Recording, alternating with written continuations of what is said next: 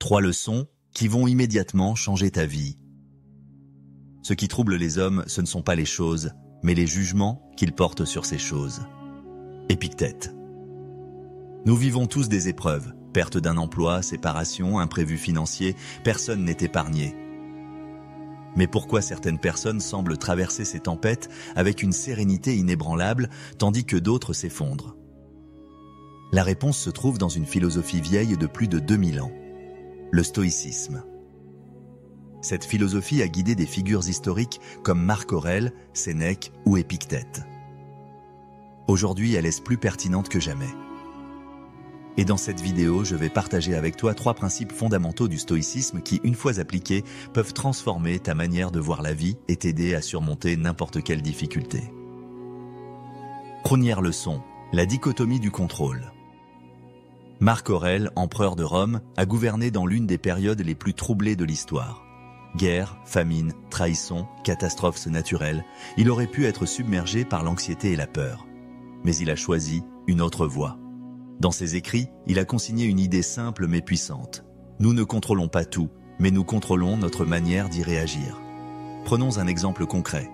Imagine que tu sois bloqué dans les embouteillages alors que tu es en retard pour un rendez-vous important. Tu peux t'énerver, klaxonner, maudire la circulation. Ou bien accepter que la situation est hors de ton contrôle et utiliser ce temps pour écouter un podcast inspirant, respirer profondément ou planifier ta journée. Ce principe repose sur une distinction fondamentale.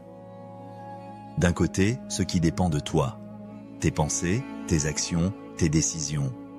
De l'autre, ce qui ne dépend pas de toi, l'opinion des autres, la météo, l'économie mondiale.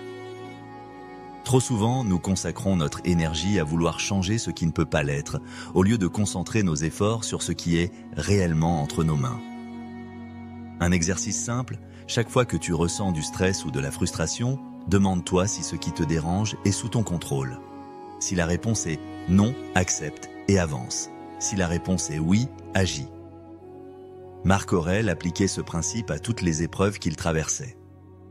Lorsqu'un incendie a ravagé une partie de Rome, il n'a pas perdu de temps à se plaindre. Il a mobilisé les ressources de l'Empire pour reconstruire ce qui pouvait l'être.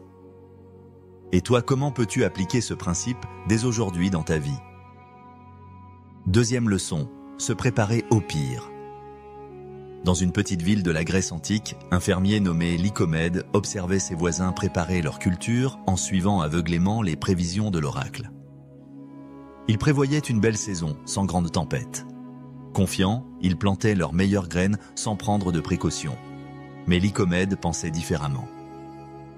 Il savait que les prévisions pouvaient être fausses. Il s'est donc préparé au pire. Il a renforcé ses granges, mis en place un système de drainage et gardé une partie de ses graines en réserve. Quelques mois plus tard, une tempête a dévasté la région. La plupart des récoltes ont été détruites, sauf celle de Lycomède. Ce principe porte un nom, la visualisation négative. Contrairement à ce que l'on entend souvent, penser au pire ne nous rend pas négatifs. Au contraire, cela nous permet d'anticiper les difficultés et de mieux y faire face lorsqu'elles surviennent. Prenons un exemple moderne. Tu dois passer un entretien d'embauche pour un poste qui te tient à cœur. Si tu te contentes de te répéter que tout va bien se passer, tu risques d'être pris au dépourvu face à une question difficile. Mais si tu prends le temps d'imaginer les pires scénarios, une question piège, un trou de mémoire, une réponse maladroite, tu pourras te préparer et avoir des solutions prêtes. Des études scientifiques montrent que ceux qui anticipent les obstacles ont plus de chances d'atteindre leurs objectifs que ceux qui comptent uniquement sur l'optimisme. Un exercice simple, pense à un objectif important que tu veux atteindre. Maintenant, note tous les obstacles possibles qui pourraient te freiner. Ensuite, prépare un plan pour chaque obstacle. Cette approche, utilisée par les militaires, les sportifs et les entrepreneurs à succès, te rendra plus résilient face aux imprévus. Troisième leçon, prendre de la hauteur. Nous avons tendance à voir nos problèmes comme énormes parce qu'ils occupent tout notre champ de vision. Plus nous sommes focalisés sur eux, plus ils nous semblent insurmontables. Les stoïques avaient une méthode pour relativiser, la vue d'en haut. Imagine un instant que tu peux t'élever au-dessus de ta vie. Tu montes au-dessus de ta maison, de ta ville, de ton pays. Puis tu continues jusqu'à voir la Terre depuis l'espace. Soudain, ce qui te paraissait être un drame absolu semble bien plus petit. Regarde en arrière. Pense aux épreuves que tu as traversées il y a 5 ou 10 ans. À l'époque, elles te semblaient insurmontables. Aujourd'hui, elles sont derrière toi et certaines t'ont même rendu plus fort. Un autre moyen d'appliquer cette technique est de te projeter dans le futur. Pose-toi cette question: dans 10 ans, est-ce que ce problème aura encore une importance pour moi? Dans la plupart des cas, la réponse est non.